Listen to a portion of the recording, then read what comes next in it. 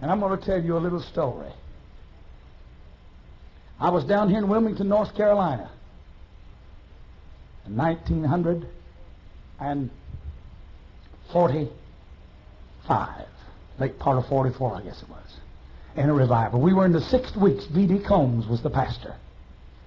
I was having a ball. I loved evangelistic work. I was lying on my trailer bed one night in the 6th week of that meeting. The Lord spoke to me and said, "Go to Fairfield, Illinois and build a church." I said, "Lord, not me. I'm having the time of my life."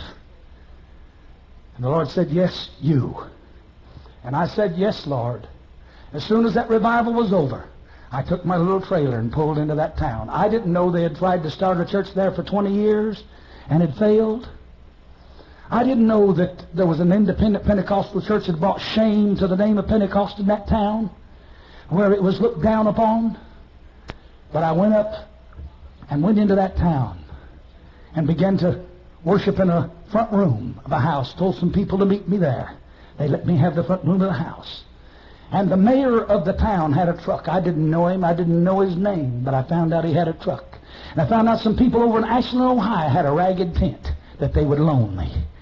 And I went down to the mayor and I said to the mayor, "Mr. Mayor, I'd like to borrow your truck. I'm a homeless preacher that's come to town. I'm going to put it up here on the lot. And I'd like to borrow your truck to go to Ohio, 500 miles. Now, he didn't know me from Adam, but God touched his heart, and he gave me the truck. I got that old ragged tent from over in Ohio, brought it back and put it up. Preached 18 weeks every night and mixed mud and carried bricks to help put up a church every day practically, and preached every night. I only had one convert a week for 18 weeks. One a week. But I just kept on plugging on. One day I went home, and my wife said to me, she said, "Ray, I've got to tell you this." Said, "I just gave the last drop of milk to the baby, and I drank some." She was with child, and we had a child. She said, "We don't even have as much as a crust of bread left in the house." She said, "I mean nothing, not a bite." She said, "Now, my dad pastored Canton, Ohio. Said, you can call your daddy, or you can telegram my daddy." Said, "They'll send us some money." I said, "I'm not going to do it." I said, "If God doesn't know I'm here, I'm going to leave."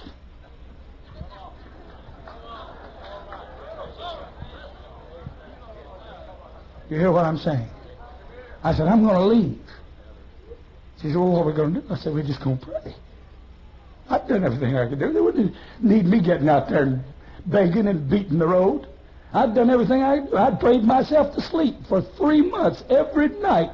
Every night I prayed myself to sleep. I'm not talking about a little prayer at midnight, but till 2 and 3 o'clock in the morning. My wife had pulled me up off of the coal linoleum and said, "You better get in bed." I'd done my best. And we got down on our knees and prayed. And while we were praying, a knock came on the door.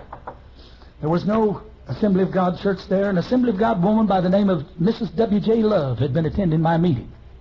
Mrs. Love came, knocked on the door. She said, "Brother Hughes." I had to get up off my knees to answer the door. And she said, "You know, something strange, that I was praying and the Lord spoke to me to bring you some groceries. And I told the Lord that I'd bring them tomorrow, and the Lord said no, said don't wait till tomorrow. Take them now."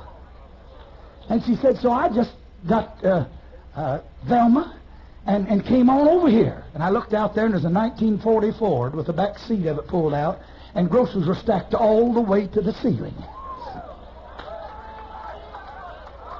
And I had to get up off of my knees to let her in my house.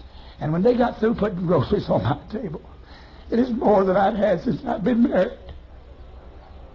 You say, well, what's so great about that? Because God knew where I was. He knew who I was. And I want to tell you, I give praise to Him today. I couldn't fail Him. What shall I render unto the Lord for all of his benefits toward me. And I say, I will praise him with my whole heart, and I will magnify him with my whole soul. What about you? Is there something you want to praise him for right now? Stand and raise your hands. Praise him. Magnify him. Lord, I honor you.